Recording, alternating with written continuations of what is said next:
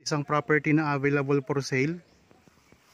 Isa itong farm lot na matagpuan natin sa bayan ng Magdalena, Laguna. Bali ang sukat nito mga kapraps ay mahigit 6,000 square meters. At ito ay titulado. Meron itong mga tanim ng mga lansones. May mga saging. Tapos may mga puno din ng niyog. At marami pang mga ibang mga tanim dito sa loob ng property.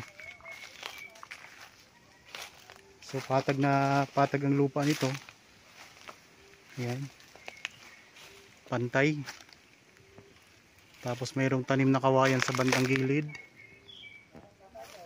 Meron ding tanim na puno ng kamyas. Yan, ito may nangunguha ng kamyas. Yan. So masarap nga yung sagi na to ang tulingan.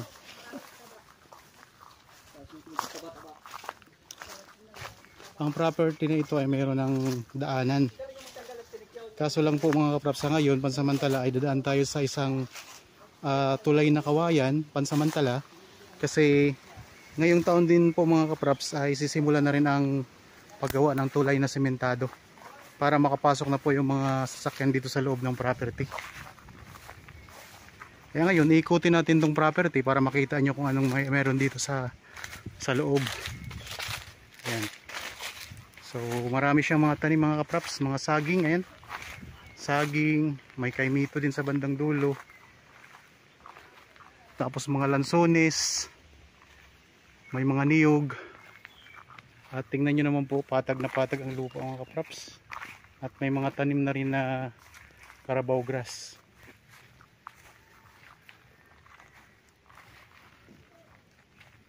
So karamihan dito sa Magdalena ay mga tanim na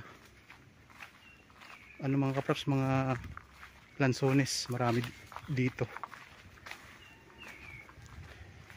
Yan, itong daanan na to diretso na po ito sa kalsada.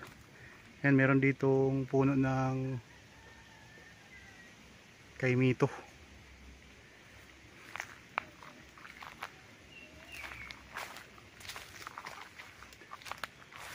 Daming mga lansones dito mga kapraps.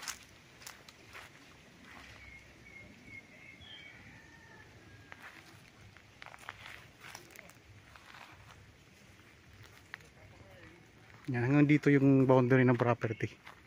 Dito sa may hawa na to.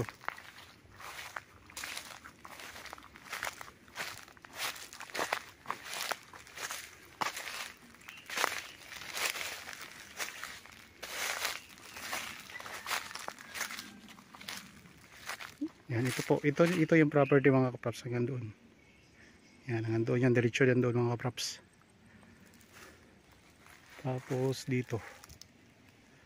Dito din.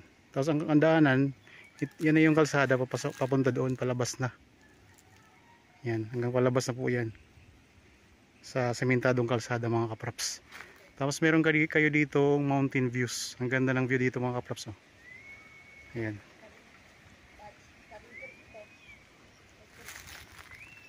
Meron itong katabi na maliit na creek. Yung boundary ng property.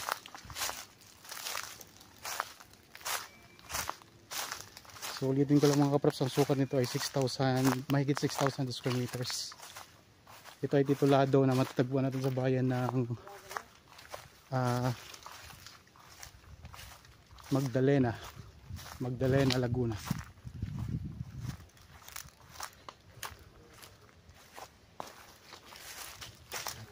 Yung pinakadulo ng property, yung may mga tanim na yan ng mga kawayan. Yan naman ang pinakadulo dito. So bata pang mga lansones dito mga kapraps. Oh. Maganda.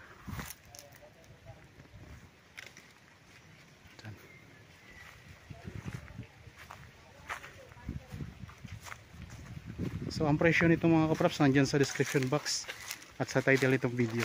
Para po sa karagdagang detalye ng property, kung may tanong po kayo, ayan po ang mga contact details namin. Pwede nyo kaming kontakin dyan para malaman nyo kung